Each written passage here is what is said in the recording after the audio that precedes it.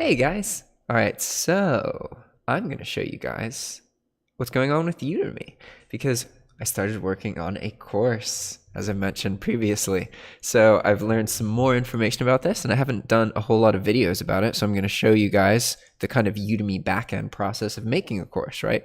It's pretty cool. They make it really simple. You have this little list here. See? I've done 3 of the 6 things that can be checked off. That's pretty promising. So it starts off with your course goals. This is pretty simple. This is just like fill in these fields, brainstorm a little bit, right?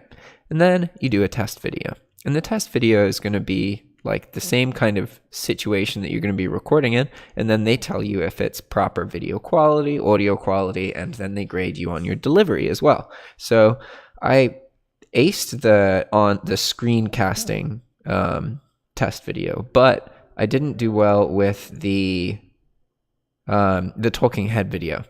This is because I use different equipment to record it, and I haven't really learned how to use that properly yet. So that's something we're going to work on. See, there's issues with the video and the audio. So I might just use this camera, but not use the mic that's plugged into it, and use this mic instead, because this mic is really nice. I'm happy I bought it, but I'm not sure. It doesn't really matter a whole lot, because most of the course is going to be this kind of screencasted video. Actually, I shouldn't assume that. Maybe it's not going to be most of it. Maybe it'll only be about half of it. But we can mouse over the curriculum I've done so far. And then you guys can kind of get a sense of what this course is going to be about, right? So let's make this bigger for you. And I did change it, right? Yeah, I did. All right, brilliant.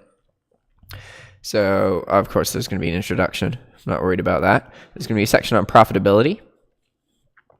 And that's going to be like things that you can do to make dropshipping more profitable, like using cashback websites, how to find cashback websites, how they work, how affiliate websites work, all that kind of stuff. And so I haven't figured out, I'm going to have some kind of format for each section where like I'm going to be the one in most of the videos, I think, just because Marc's busy. It really depends on how, because it's got to be published in 30 days. So how much he's around will determine how many videos he's in. And there's some videos that it makes more sense for him to be in, and others where it makes more sense for me to do, right? So I'm going to figure out some kind of format. So maybe like I do the videos in each section, but then there's one video that's a video of Marc and I discussing it, and like especially the times, because one of the ways I want to market the course is that like, look, we're not one instructor who has a set way that they've just like worked on. We're 2 different people who agree and disagree in some ways. So that's going to be more beneficial to you as a viewer because you get to learn about a whole bunch of different things at once, right? So that'll be kind of cool. So there's going to be a section on bulk. There's going to be a section on optimization, a section on community, sources, seasonality, implementing YouTube, the different kinds of dropshipping software, and all the dropshipping software that Marc and I have come across or heard about. So we'll put things in here that we've never personally used, but just so you guys have like a way to access all of it, right? There'll be a section on pricing, scaling, exercises. So this is for like mostly for people who are new. And I know I spelled exercise wrong. Don't worry about that. But this is going to be kind of text things that you can do, right? It'll be like, okay, answer these 20 questions or do this exercise, open this web page, go here, make a list of items. It'll be like exercises that you can do to get dropshipping experience if you want to. It's not going to be part of a necessary part, obviously, but if it's something, the way that I'm trying to think of this course is make something that everybody can learn from. They don't necessarily have to do the whole course in order, but they can learn something no matter where they are in their dropshipping experience, right?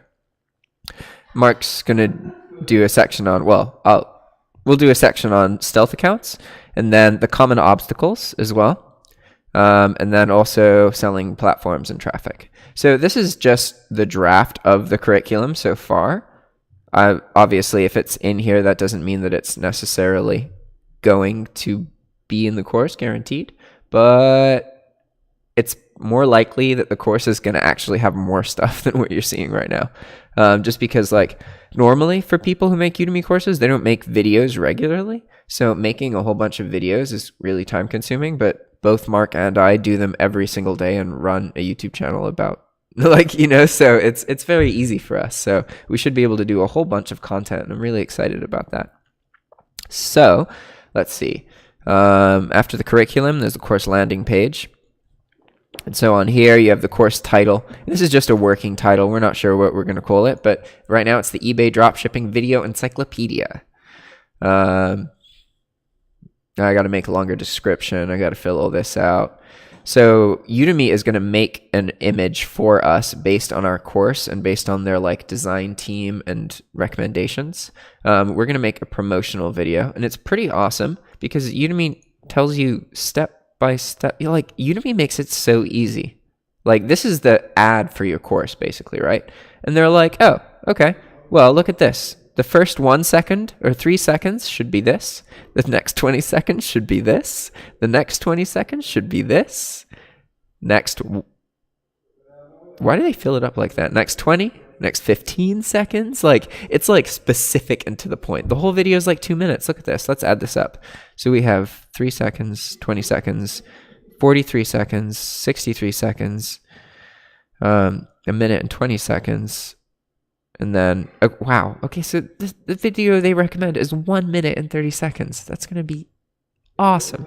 That's probably going to be the most work to do, to be honest, because Mark and I don't really do like editing on videos a whole lot. So we're going to see how that goes. All right, sweet. I don't know why I saved. I didn't have anything to save, sorry. All right, so next we're going to look at pricing and coupons.